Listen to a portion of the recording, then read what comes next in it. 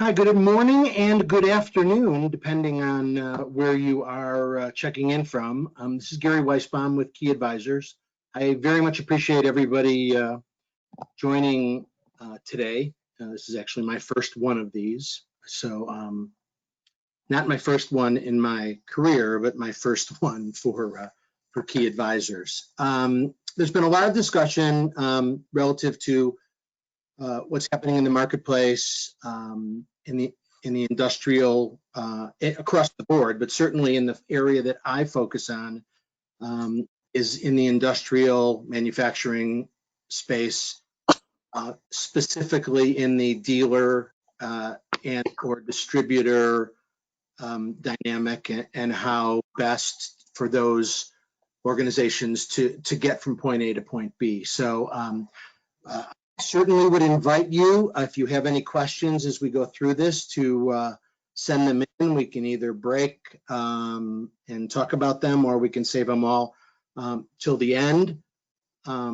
They told me to give my contact information at the end, but I'm pretty sure I will forget, so I'm going to do it now. So if anybody needs to reach me following this, my email address is gary@keyadvisors.com. And if you wanted to reach out to me by telephone, my phone number is 847-528-4300.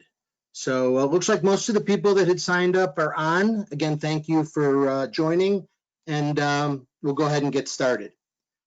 So at the beginning of I'm using the February, mid-February dynamic as the beginning, as where this whole thinking about pivoting really should be looked at from. And if you go back to the beginning of this pandemic, the industries that were the hardest, that were predicted to be the hardest hit, were the ones that are listed there. It's the hotel industry, sports and performing arts, furniture, restaurants, motion picture, dentists. I don't totally get that one, but I'm not questioning what Business Insider put in there. Laundry and other professional services, clothing and high-end department stores, amusement parks, casinos, and travel. And the reason this list came out initially is because the effect of this was being perceived as something that would hit the consumer and organizations and companies that hit consumers the hardest. In addition to that, Forbes, said that the three main industries that were going to be decimated by the virus were the airline industry, the hotel industry, and restaurants. And all of you are aware that there are dueling, actually not more than that, there are multiple voices about what's really happening in the marketplace. Here, this was from this week. So the stock market jumps 450 pounds.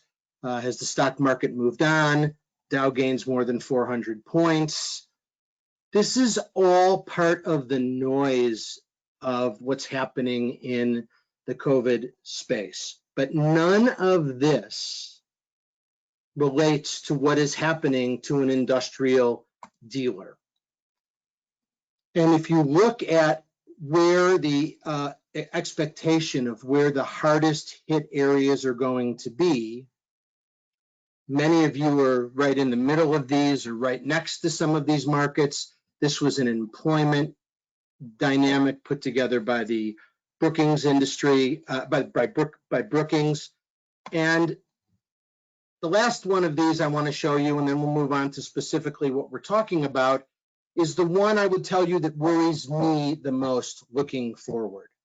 And that is that from a business standpoint, and why I think pivoting is so critical, is because I don't think we've really reached the place where business is going to be impacted the most yet.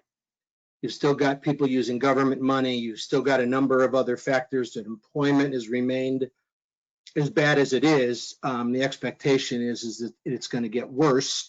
And this dynamic for me is where we feel that we need to provide the most support to the industrial dealer, because they're going to be dramatically impacted by not only companies and closing down or companies slowing, but the employment data, the employment numbers in their local areas, and a number of those other factors. So I put all of these up just to frame the narrative of what we're all hearing, depending on which media source we're using. Unfortunately, or fortunately, depending on how you look at it, none of this really has an effect on what's going on in an industrial dealer's local marketplace. So last one of these I'm going to show, I consider most of this noise. So when we talk about what does this mean to an industrial dealer, kind of as a recap, in February of this year, most of the dealerships' client lists look strong, unshakable. They'd had 5 to 10 years worth of continual business, constant, growing, number of other factors, and had the COVID-19 pandemic not come, that probably wouldn't have changed. Today, however, any one of your client lists or your customer lists have had some pretty significant challenges and changes. And what that comes from, and more than any other dynamic, is that many of you have clients that are in certain spaces and going strong. However, you have others that are on their way to bankruptcy or going to be going out of business altogether, or are part of an organization, that a parent company that is having all sorts of issues. And not only do you have to worry about whether or not they're going to buy things from you in the future, many of the dealers that I work with now are also concerned about their accounts receivable and the money, the things that they've billed up to this point. And I know that there's a big effort in making sure that those things are collectible. That isn't the area that I'm going to focus on, but it is something that I know people are dealing with. So where we feel and where we're working with our customers in where do you start when you're looking at pivoting? And pivoting, I put out a piece a little while ago where we had taken the definition of pivoting, and I'm not sure I love the word, but it's the word that's being used. So for the moment, we'll continue with it. But there has to be a place to start, and there has to be a place to start where there is a critical analysis of what is going on in your market. Because what's going on in your market is not the same of what's going on in anybody else's market. And you really need to know a little bit more about what's happening in your marketplace, about what's happening with your customers than you may have had to in the past. So from our standpoint, and what we're helping the dealers that we're working with specifically on this right now, is that we're looking at their current customers. Are their current customer, what is the impact of what's happening today to their current customer base? If you look at the bottom, we need to change the current customer list from the largest to the smallest, which is the way most people look at it, to customers that are serving active industries, customers that are serving industries that will recover, and customers that are in or serving industries that might not make it at all.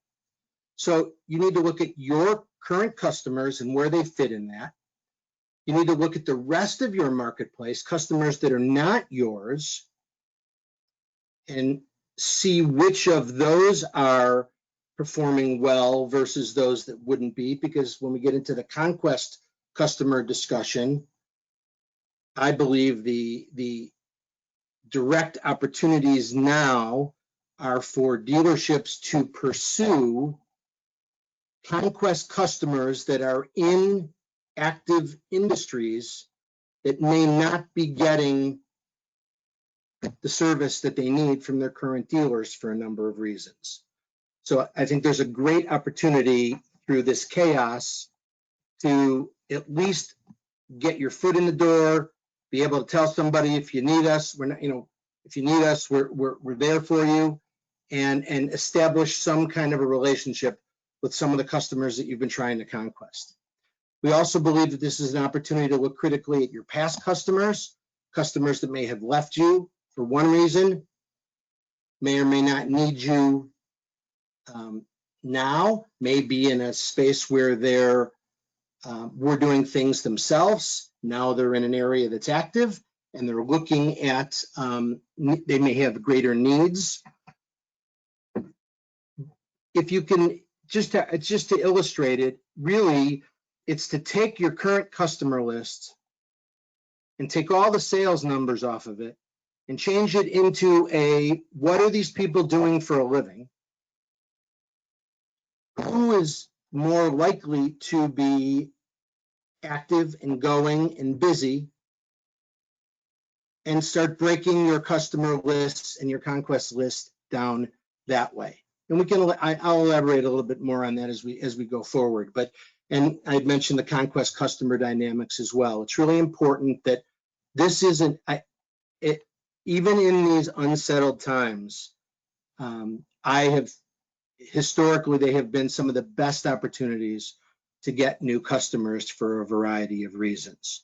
So just to recap, this is the first place that we think and we recommend that dealerships start when they are looking at pivoting, changing the way they've been doing things to a different way of looking at their markets, looking at their business.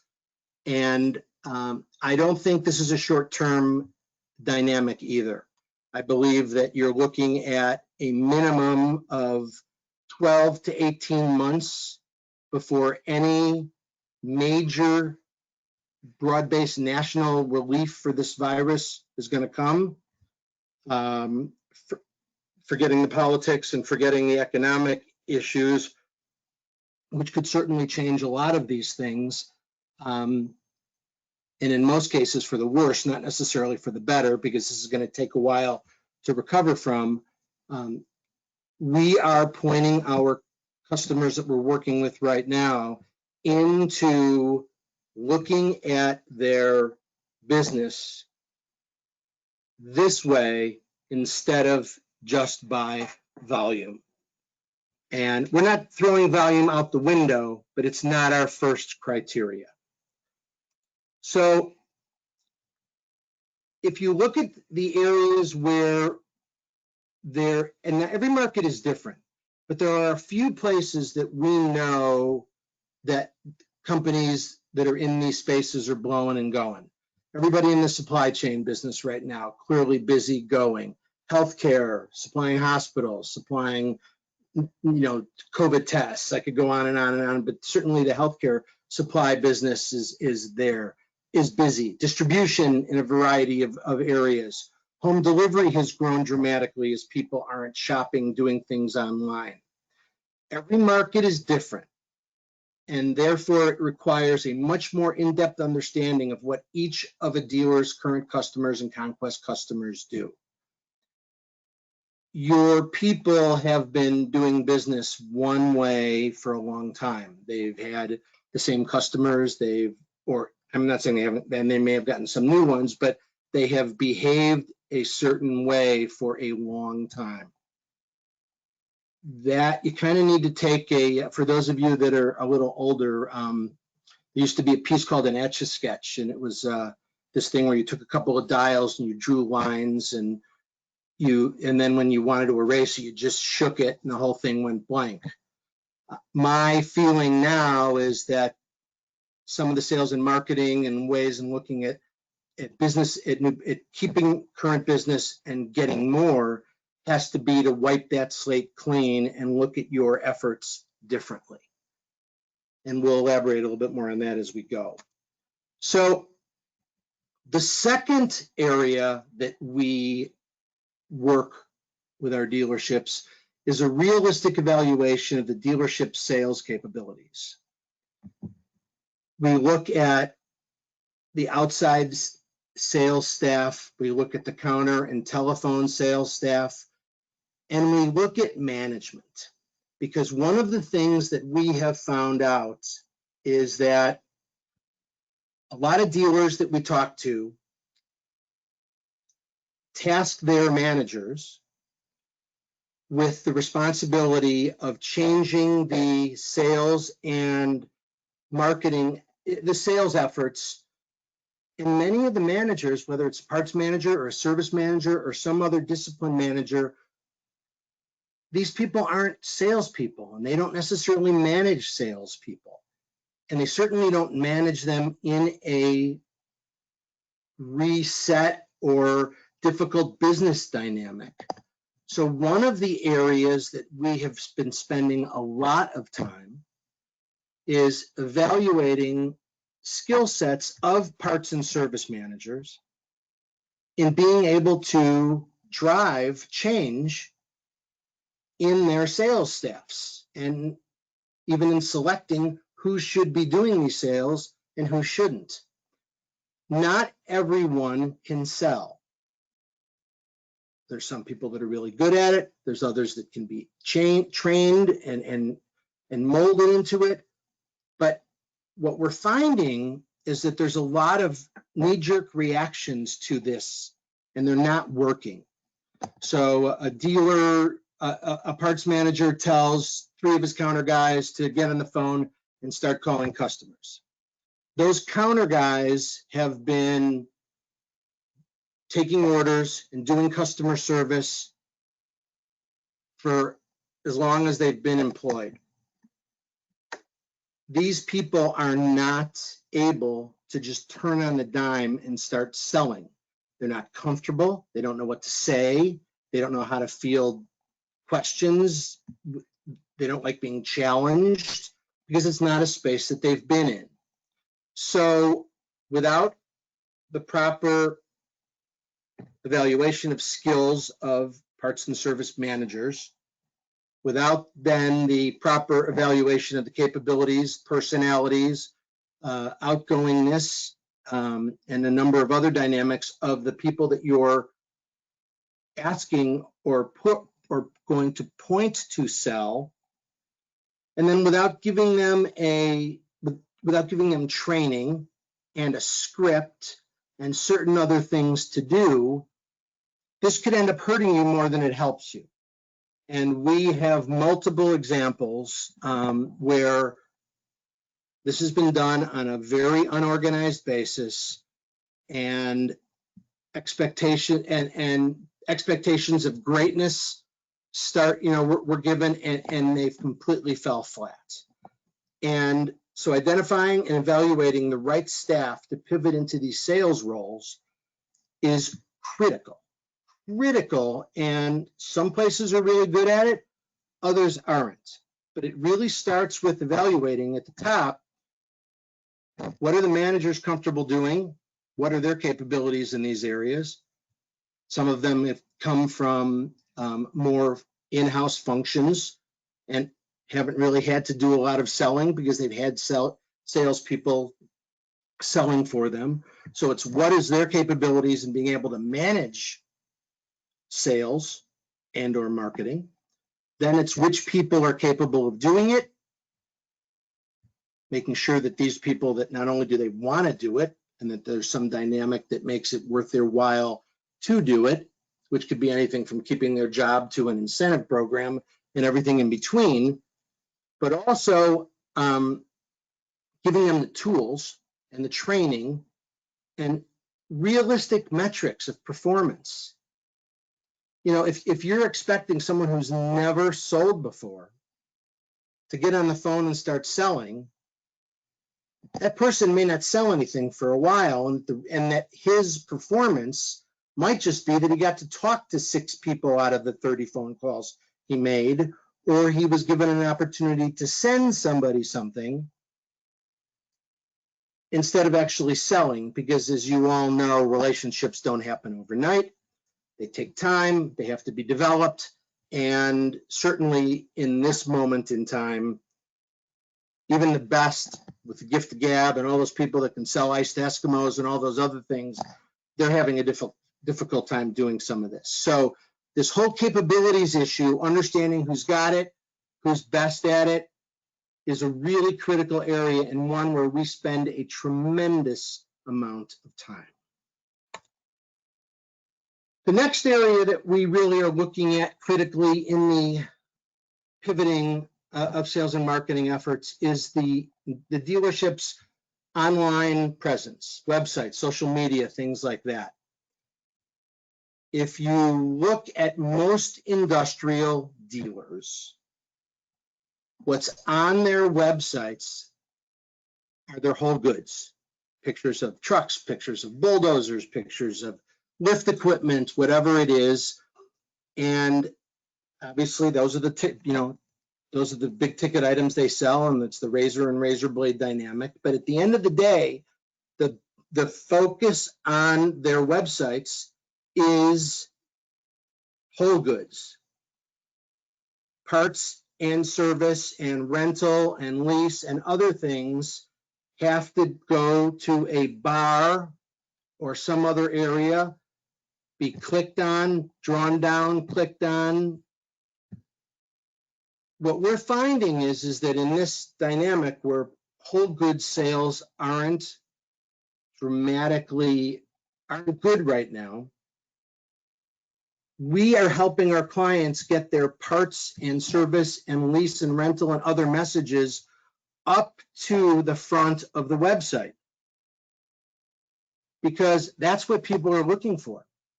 And many of the websites, and all of you probably, if there's 50 people on the phone right now, there's 50 different website dynamics that are in place. But I guarantee you that most of your websites are not allowing search engines to easily pick up your parts and service and other businesses without coming through. I mean, they're directing you to your main site, and then so you're losing the search capabilities of having people find you in the parts and or service arena. Give you an example.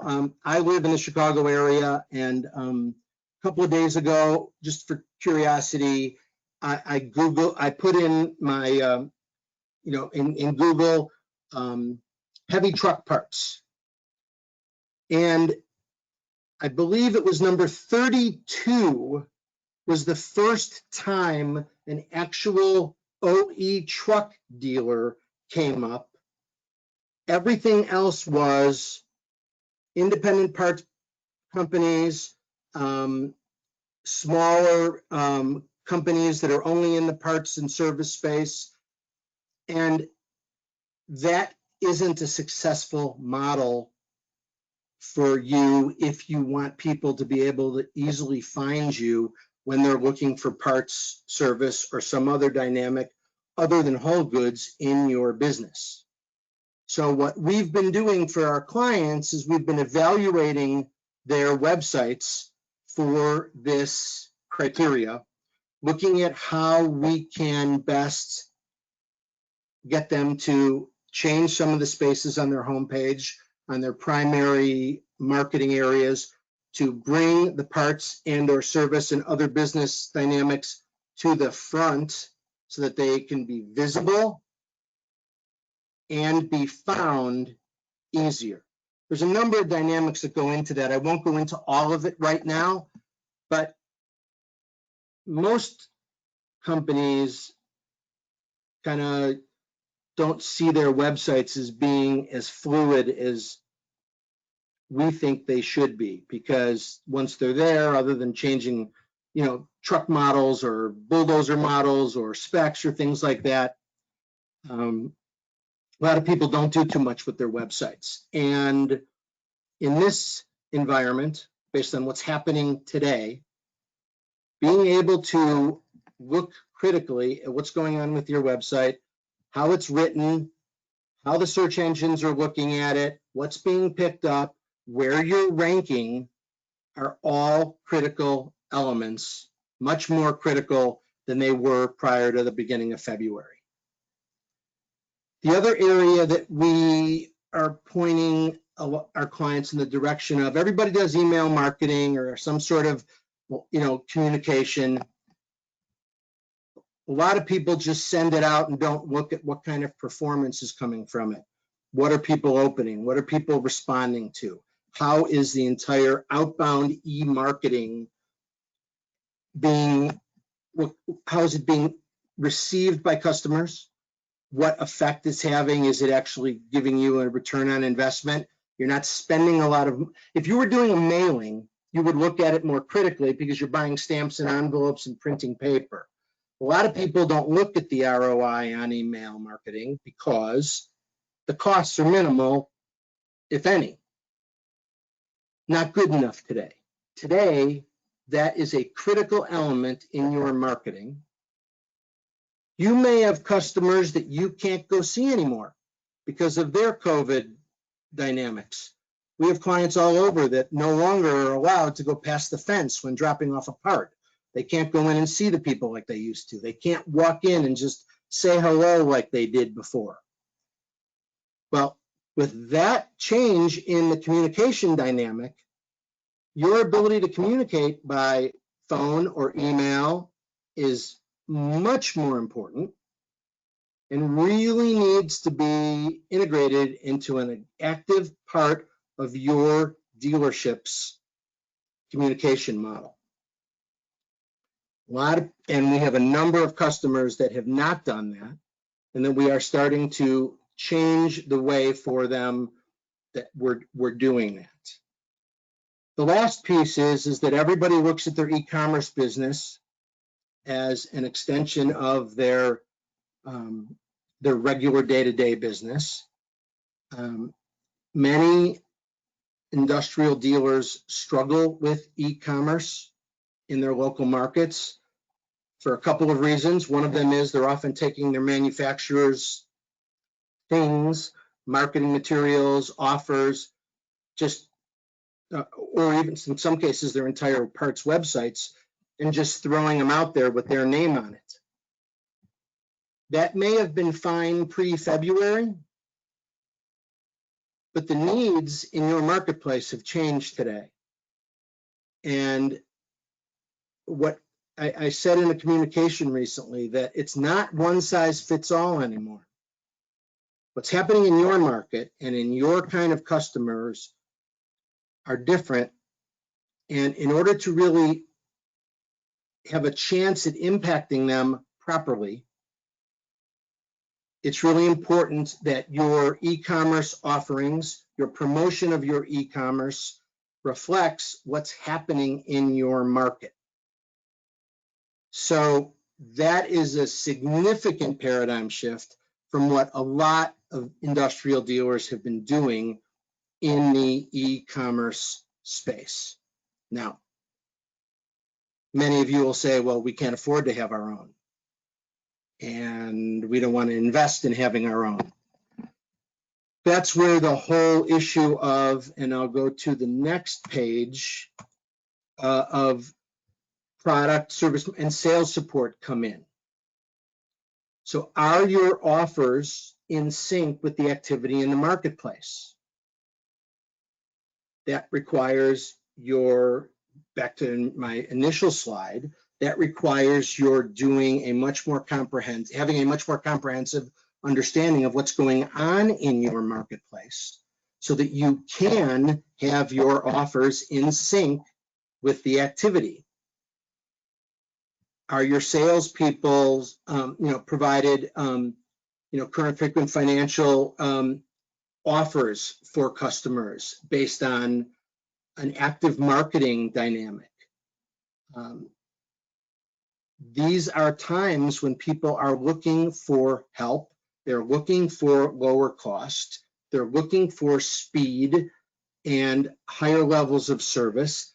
They aren't necessarily interested in paying more for it, but this might be the time to be investing in some of these relationships and trying to get more done.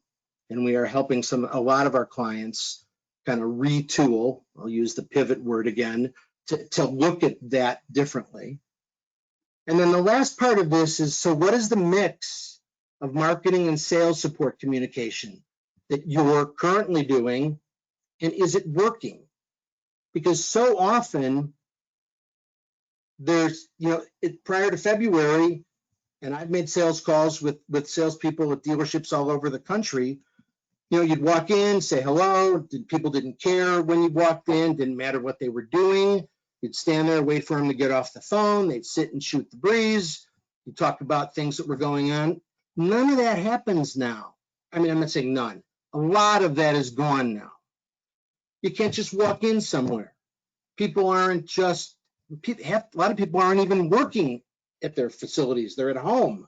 So the entire dynamic of how you're communicating with people, how you're reaching them is different. So what is your dealership doing to address that, to measure its effectiveness, and to ultimately grow business where you can? So the in-person thing you need to look at and understand that it's not the same as it used to be.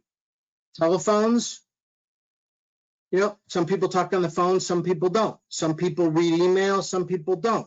Some people prefer texting, but you can't really do as much with texting. So understanding how all of these issues in a per customer dynamic will affect your business is critical to looking at how you're going to be successful. And I think this is an area that a lot of dealers don't really, in fact, I know that a lot of dealers either A, don't focus on, or B, really understand the significance of how important it is to be able to support your salespeople, whether it's outside salespeople, inside salespeople, whether it's parts or service, or any other, it may not be, and in some cases it'll work in whole goods too, but that's not the space that I'm operating in. But at the end of the day, a critical understanding of what customers are going through, the best way to reach them, measuring the effectiveness of your outbound efforts to reach them, and then ultimately some metric of how their sales are affected, or are you getting sales at all? These are the kinds of critical analysis that really need to be considered as you deal with what's going to be happening in the course of what's happening already and what's going to be happening in the next 12 to even 24 months. I mean, I don't think any of this is going away. And the other element that I just want to share with all of you is that some of this will never go away. How customers are going to deal with salespeople and visitors and is going to change forever in some places. There may be customers that you've spent the last 10 years walking onto their property with no issues that you may never get to do that again, because it's just part of a dynamic that they're going to change for their business. Well, if you don't take that into account and plan your communication strategies and then measurable, and then tactics and then metrics to measure it based on these factors, you might get away with not dealing with it today, but you're going to have to deal with it tomorrow. So I believe ultimately these are things that have to be looked at critically. Most dealers have pretty good relationships with their customers. I think that asking questions, having the conversations about how they would like you to do things differently. What is the best way to reach them? I went through an exercise with a client recently just about what time of the day should their salespeople be making phone calls. When are you least likely to reach somebody by phone? Seems like almost obvious, but he had this particular dealer that I was working with had his people on the phone from the second they got in the morning until they left at the end of the day. And there were only certain periods of time during the day that they had any luck of getting somebody on the phone. Really important that these kind of micro dynamics that play into the sales and marketing mix get evaluated. And it's hard to do this when you're running your business. It's hard to do this when you're managing parts inventories and you're managing the service shop and you're doing all the other things you're doing. And not everybody has the kind of outside looking in perspective to be able to critically look at some of these things. But in the places where we have been able to do this for the dealers that we're working with, we have made some significant changes in a couple of key areas. One of those is identifying who the best people are to lead these paradigm changes in their organizations. Just because the parts manager is responsible for parts sales, he or she may not be the best person to be leading a complete change in how sales is handled at your dealership. We've sat down and talked to a lot of people about that. Some people don't, some parts and service managers don't even want to do it. They're being forced into it, but they don't want to do it. And if they don't want to do it, I can promise you, those aren't the people you want doing it, and they're not doing a good job at it. So that's an important part of this dynamic. Who in your organizations can sell? Who is comfortable with it? Who isn't? Making sure you put the right people in each of the roles that you're going to give them.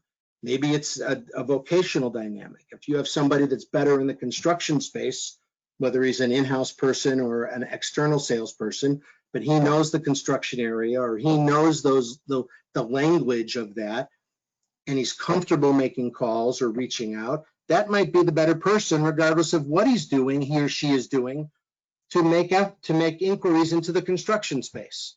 And so looking at this more vocationally and your capabilities of your people from that standpoint is another area that we try and focus on. So I could talk about this for hours, but I think I have covered the key elements of this. So if there's been any questions that have been sent in to Heidi, we certainly can go through them. If you have any more now, by all means, feel free, and I'll be more than happy to take the time to answer them. So I thank you for listening, and I hope some of this was helpful. And again, if you need to reach out, I had given you my contact information, and we'll certainly be happy to work with you any way we can. Heidi, any questions? None so far. Okay.